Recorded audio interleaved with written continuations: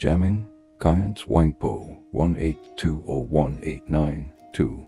This teacher was born in Kham. From childhood he had many visions and remembered his past lives and the teachings that were practiced and taught in them. Lamas of the Nyingma lineage recognized him as the tulku of Jigme Lingpa. He remembered being Jigme Lingpa in one of his past lives and revealed an enormous amount of tur. The Lamas of the Sakya tradition recognized him as the tulku of Nesar Khyentse and of Thartse Champa Namkha Chime and assigned Dzongsar, a Sakya monastery, to be his seat.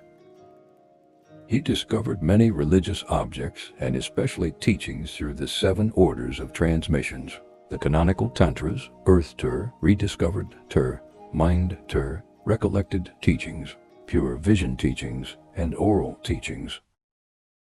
These teachings were entrusted to him by Guru Padmasambhava when he was King Trisong Detsen in the 9th century.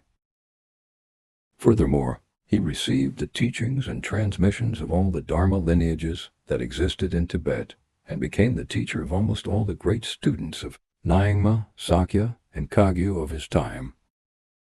One day at the age of 73, he said to his attendant, "I keep seeing Amitabha Buddha in the midst of an ocean of Sangha. I am not sure why."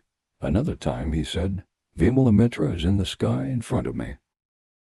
Then early one morning he got up, washed his hands, and said, "Now I have completed my works.